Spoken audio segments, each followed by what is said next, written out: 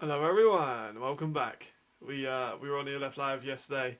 Check it out. A lot of people, crossover. So if you missed me on the LF Live, just break it down a lot of week. I'm getting into this and how teams are going to win, but I'll share a lot of my thoughts over on the LF Live as well. With the live format, I tend to go a little bit more off of script and just kind of start spitting my true feelings and facts. So if you want to check that out, I'll leave that link in the description. This is a good week. Some really interesting matchups we're going to break down for you today. New influx of subscribers, which is great. We've just put out some with First Time Mag about the power rankings yesterday. So one quick disclaimer before we start this one. Never thought I'd have to say this, but if someone calls you, if you're a coach or a player or a fan or whatever, if someone calls you and claim that they know me or they represent me or they've worked with me or anything, please do check with myself. I never thought I'd have to say this kind of thing, but fortunately, we do. I just want everyone to be safe. I don't want anyone getting scammed or getting misled or having a false opinion of me through someone else's words. That wouldn't be good. So please do check up with me. So it's a downer note. I know. I'm sorry. It's a downer note. Let's get into the actual good parts and talk about football. We're going to start with the game I'm most excited about, actually. Weirdly, from this week, I'm incredibly excited about this game. The Hamburg Throners versus the Prague Lions. 0-6 versus 0-7. Someone's got to win. That's the selling point. Is that one of these teams has to win this game. Prague have never won in the ELF. The Throners have won in the past, but they're not exactly a premier team. For the Hamburg Throners, the key to success, you have 2 A's at D-line. No other team has done 2 A's at D-line before. You've got Kronishaw, you've got Regan. It's time to get those involved. Prague do have a bad offensive line. That's pretty obvious if you watch the tape. They do not have a very good offensive line. Also, for Heva, defensively, have some turnover creators. Regan has 4 sacks in the season. Kronishaw doesn't have a full sack. He only does have a sack, which is not good enough considering he's an A. You need to have more production for those 2 guys. Now is an opportunity to do so. Get Roby the ball. I don't know why he's not been phased out, but he's not been used nearly as much as he needs to be. He's only got 448 yards in the season so far. The offense is very bad for the Throners. That's the thing. It's averaging under 10 points a game, which is rather torrent, So just get Roby the ball. He's a great playmaker. We should be able to see a lot more come out of him with more touches. Turnovers are there for the taking. Prague do turn the ball over. I think that's pretty obvious. And the Throners have some guys that can create turnovers. Rodon Enrique is one of the best turnover creators in the league. He has 2 interceptions so far this year. They can create that. They've gone with the effective pass rush. That's what they've committed to. You've got Janos Zalai, who is a good linebacker. If you can send pressure, get them throwing the ball Rodion's way, you'll create some good turnovers. For Prague, have we really got to talk about offensive line again? It's a terrible offensive line. If you've been on this channel for any amount of time, you know how bad it is, so I won't go on it too much, but I like what Perkins brings to the table. In the last game, he actually looked pretty alright. He didn't have much to go off of, but he went over 50% accuracy. He got 55%. He didn't throw many yards, only 81 yards, but he also had some effectiveness on the run game. He has that kind of attitude that I think this team needs more of, which I think is good for them. It brings a little bit of fire to them, hopefully. They just need to get him safe, need to get him moving, get some more offensive ball around his skill set. Prague has a defense when they aren't being gassed. If you have the defense being on the field the whole game, it's going to get tired. It's going to suffer, which is natural. Every single defense in football is going to have the same thing. But Alexander Volkovic and Chris, Jakub Smully, they have good Jan Stary as well. There's a lot of good Czech talent as well as some good European and American talent on this defense. They held Velstav to only 14 points, which is impressive. Just give them some time to rest between drives, because the offense has been stalling out so much, they never really get a full rest time. I think they can have an opportunity to do that here, and I think it's going to be a very entertaining game. I do think it's going to be very low scoring, because it's Prague's good defense against a Fehervar bad defense. I'm going to go for 12-10 in favour of Prague.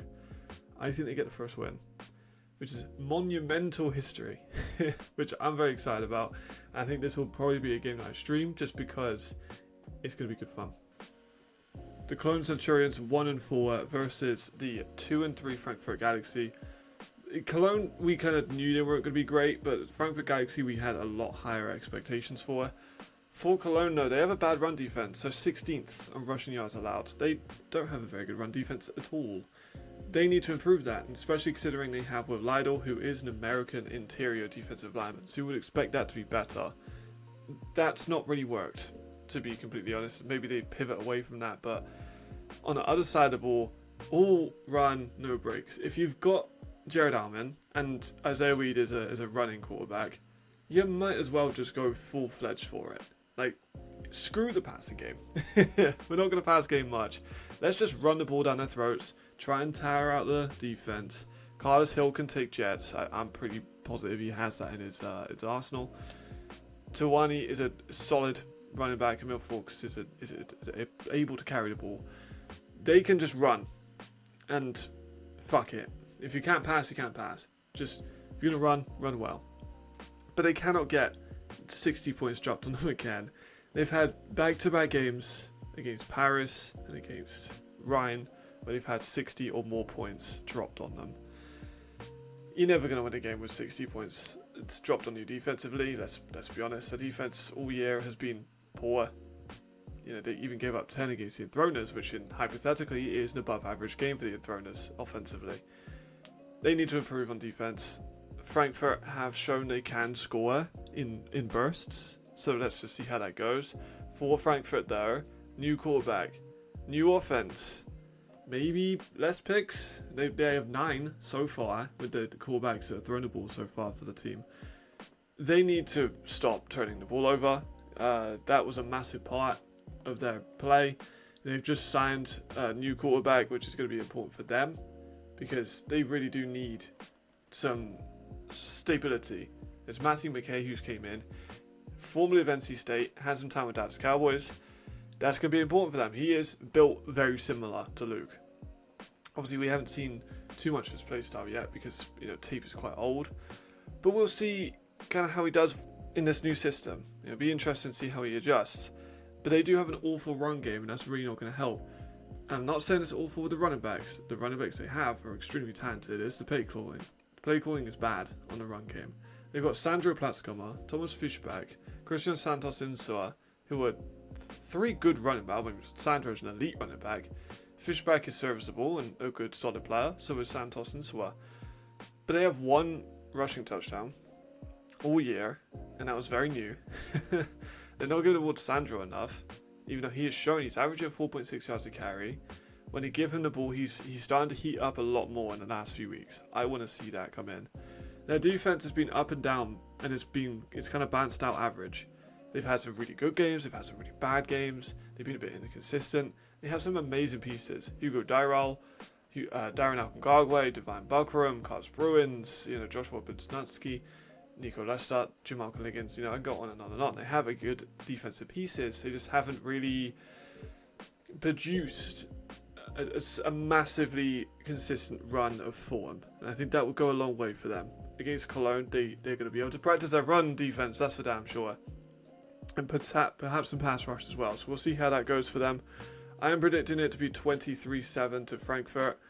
I don't think they'll have many problems dealing with Cologne, but we'll see. Frankfurt do have a tendency to kind of make things harder than they need to be. But I think they should be quite comfortable in this one. It's at home, maybe a chance just to steady the ship, new quarterback, get him used to the playbook. I think they should be quite comfortable. I'll try and keep this one as brief as possible. 1-5 Helvetic Mercenaries versus the 7-0 Vienna Vikings. Let's be honest, probably going to be quite a one-sided game. Helvetic run defense for Vienna is 11th. Helvetic are a very run-heavy team, so there could potentially be a couple scores on the table for them. Kartnaken is a massive threat with his legs. The running game in the running back area, not so much, but they can definitely exploit some of the slightly weaker interior defense of the Vienna Vikings. And if they're going to run, it's got to be run and gun all day. Short passes, just getting it out quickly and predominantly on the rugs. Carl Kniken's under 50% accuracy, which isn't great, but also we've got to take into account his offensive line. He has over 500 yards rushing the ball, which is very good. 5 touchdowns. No one else has. Still, this was the thing last week, and still, no one else in our team has over 50 yards rushing, and no one else has a rushing touchdown. And they have had running backs to that position, which is just not good. So I think they need to cut their losses with that. Invest more in the offensive line rather than the running back position. AFB, open all day, every day has to be the way. If you can scheme him open, even if it's literally bringing him into the backfield and letting him catch a swing pass, or if it's him lining up as a tight end and catching a tunnel screen, it needs to happen. He needs to get the ball in his hands. He's an excellent playmaker. For Vienna, this could be a bit of a tune-up game. They've had an opportunity to play some tougher opposition with the Raiders. This one is definitely a step down in quality, but you don't want to treat it just as a tune-up game, but it could potentially be an easier outing for them. Sending at angles at the rush as well. They have a very good defense, and I think that they could really use. They send a lot from outsides, insides. They have a very varied blitz attack, and I think that could come in very important for them with that poor Helvetic offensive line. Getting Holmes some more short and intermediate routes. He's not a deep threat guy. Holmes isn't a guy that's going to be able to be incredibly accurate in a deep third of the field. You have Torre, you have Foran, you have a bevy of excellent receivers that can catch short and intermediate passes. You can use them a lot more effectively. I think they've kind of leaned a little bit with Epler's style, who has a bigger arm than Holmes, and that's kind of leaked into the play calling over the last couple of games. I think that he is more of a short and intermediate guy. His passing accuracy at the moment is just under 55%, which is not great. Epler was 63, so it kind of shows the difference there. Get him some more confidence, build up his accuracy. This is an opportunity to try more things, opportunity to maybe rest a couple of receivers, and I think they should be quite comfortable. I'm going to call 45-6 victory for the Vienna Vikings. The second ELF historical El Clasico, 4-1 Madrid Bravos playing the 2-5 Barcelona Dragons. Me and Alfieri talked about the Dragons situation on ELF Live. I'll leave that linked up in the description in case you want to hear about what the league has said about the Barcelona Dragons. But purely football standpoint, Madrid need to shore up the run. Their run defense is 14th, which is kind of mad. They played a lot of the good running backs. Do Barcelona have a running back that could realistically hurt them? I don't think so, but this is an opportunity to shore it up. They've got Levi Lewis, which will be an issue because he is a very mobile quarterback. But if you're up early, Duncan's also playing better. Now, Duncan looks good when he's winning, but when they are down bad, he suffers. Quite a lot. It's quite an interesting contrast. However, they should be able to get up against Barcelona Dragons quite early. I think that Duncan can get a lot more, time in that team, get a lot more comfortable. He's currently got 10 touchdowns, 5 interceptions on this ELF season. Of course, that's split between 2 teams, but he has looked better. He's looking good at the moment. He had a good game last game against Frankfurt. Had over 200 yards, had a touchdown, looked solid, but they were also winning that game quite comfortably. So it is an interesting conundrum that they find themselves in, but they don't want to be too relaxed. Obviously Barcelona, they're going through everything they're going through at the moment. The last thing you want to do though is just not respect them at all. They still have talented players, and you don't want to just throw away a win in a tough conference by being too lackluster and being too lackadaisical. For Barcelona, kind of everything in offense and defense, to be honest. Their defense is horrible. 17th for rushing, 15th for passing, 17th also for yards and points. And then offensively, they've got 12th for rushing, 15th for passing, 16th for total yards, 15th for scoring. So they're kind of struggling on everything. And, the run's been poor. The passing game hasn't been there. Levi Lewis has turned the ball over quite a lot. And the running game isn't good, it doesn't give much support.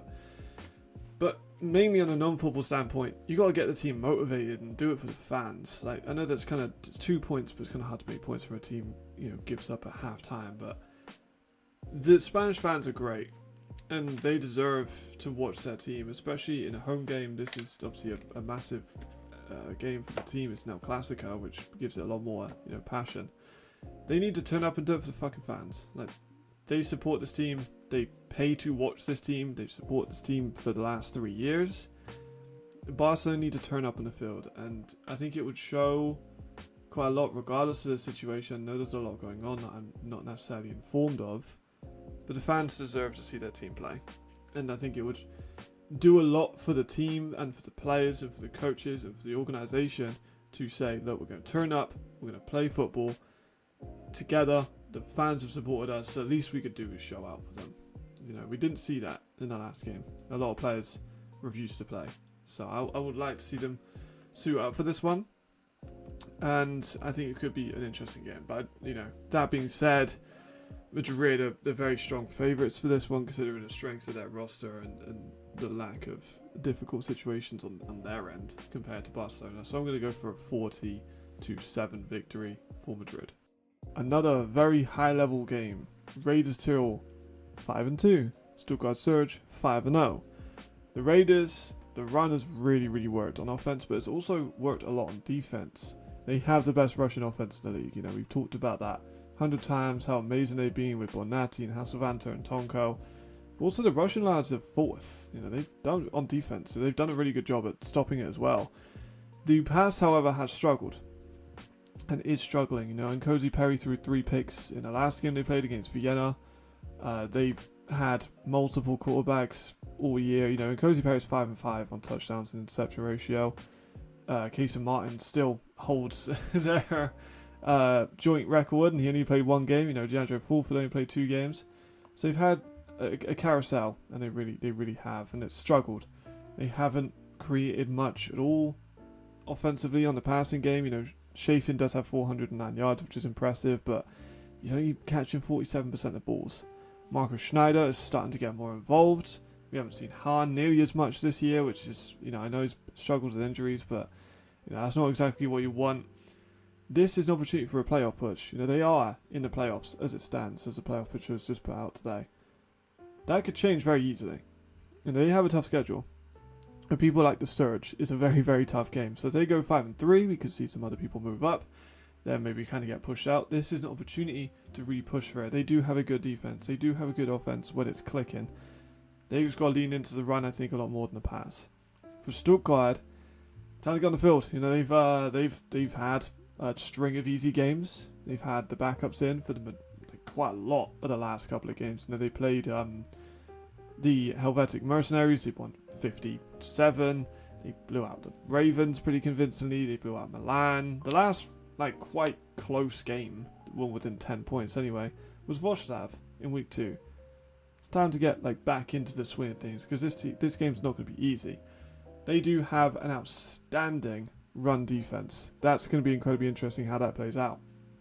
They're first for rushing yards allowed defensively, and that's going to be, you know, it's a great run against a great run defense, which I think is always a fascinating part of these kind of games. This is their first real test in a while. You know, I touched on it with them only really having 1 10-point game in Wrocław, and that was as close as they've ever been.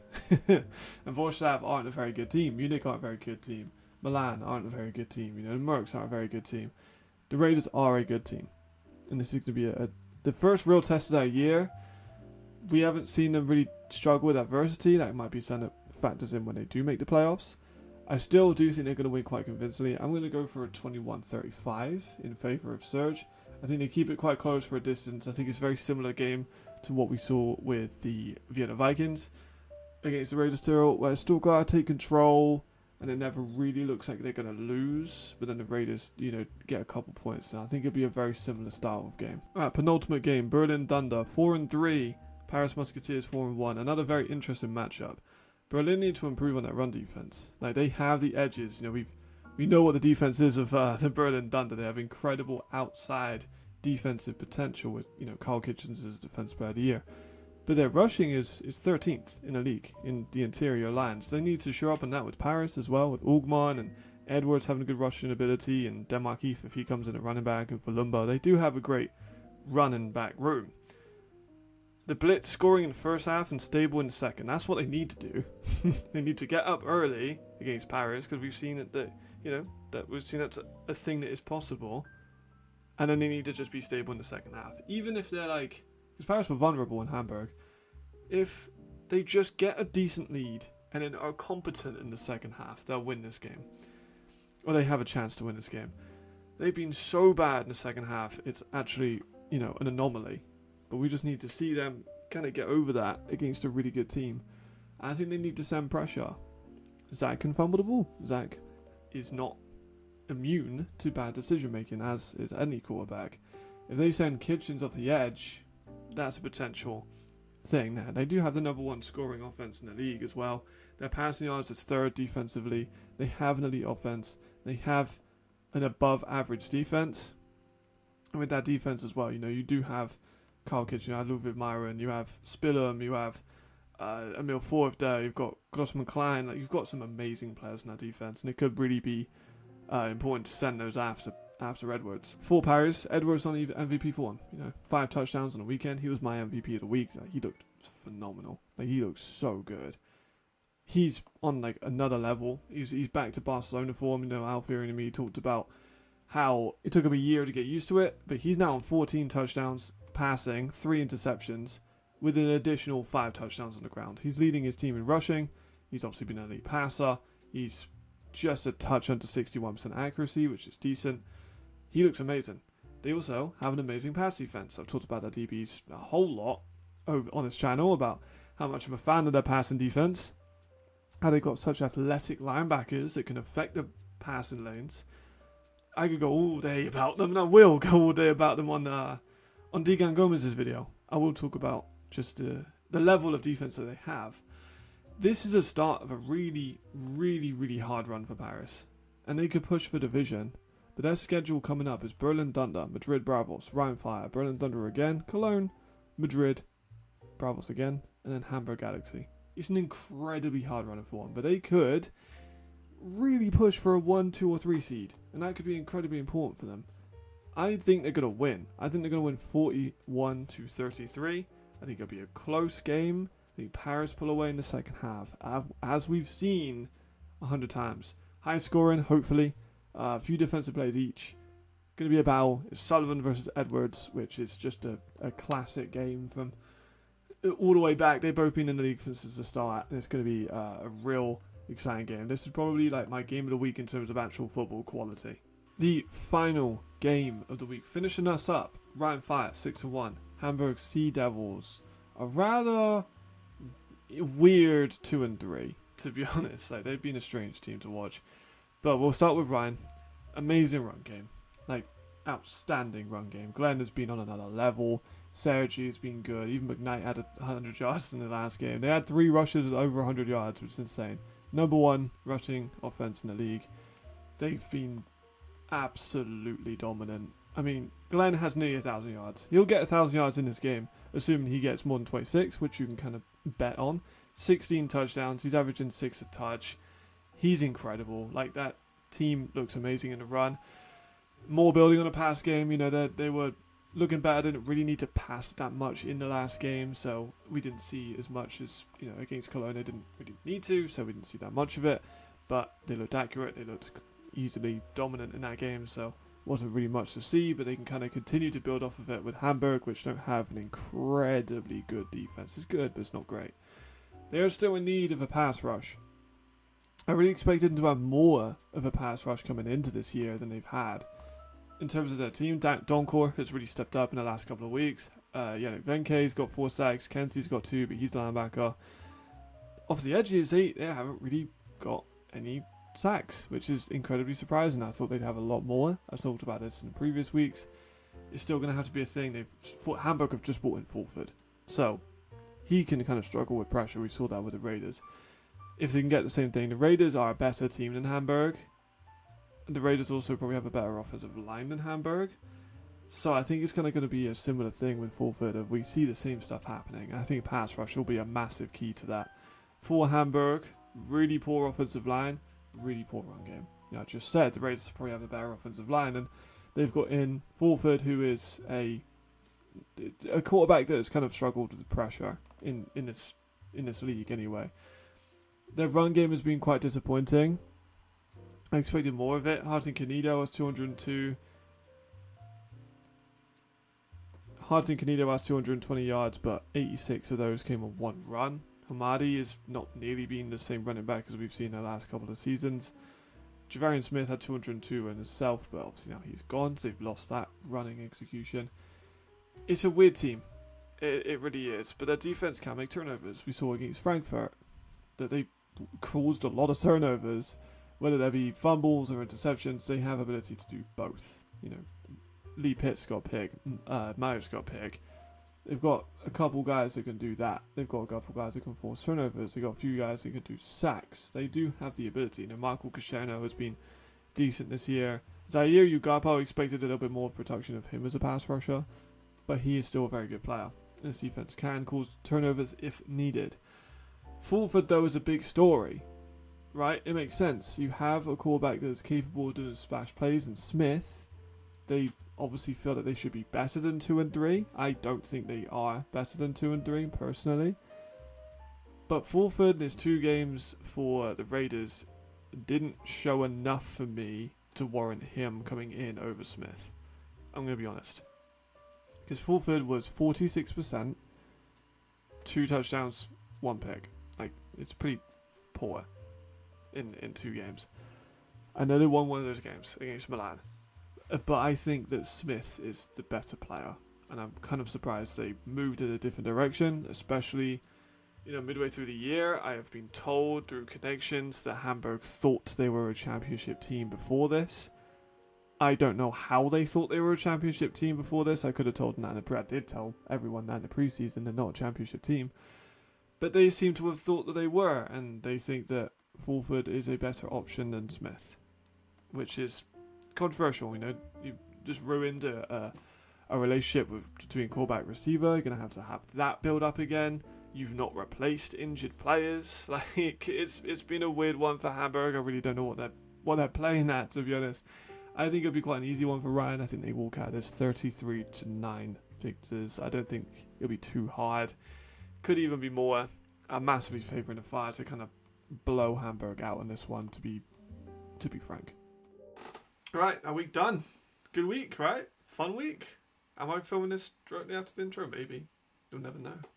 Maybe I do my intros and outros at the same time. You'll never know. Maybe I edit them before. But let's finish this one up. We have had a good week. We've had a lot of good stuff coming out. Degan Gomez won. We're going to be starting the tape today. We'll be starting all the breakdown stuff during this week, and hopefully we'll have that soon. I've got all the posters and promo material done. I'll start filming that. Really want to do it a lot like the Chad video, because I enjoyed making the Chad video, just going around my house, just filming the different angles and just talking football. And it's interesting. This French team is incredibly interesting. There's a ton of players I could get off that French team and do a whole video about, but I don't want to waffle too much about it. I'll waffle about that on the video. Good week. I'm going to be live streaming the Enthroners game on the Saturday, absolutely, and Prague game, and probably also the Paris and Berlin game. So that'll be the 2 that I'm streaming. If there are any changes, I'll put it on my Instagram, Twitter. If you want to reach out to me, Instagram, Twitter, probably the easiest place to do it. Much appreciated. As usual, support's been great. Love all of you. Live streaming's been great. It's been awesome. Building really. I think we've started to get the ball rolling a bit more of a community here. People are talking to each other in the comment section. We have the comment section filling up a little bit after every video, and I love that. I think it's awesome. So, thank you very much for watching. Thank you very much for tuning in. Thank you for tuning in to ELF Live. The links in the description as per usual, as our tier list, and also player evals. So, thank you. See you later. Goodbye.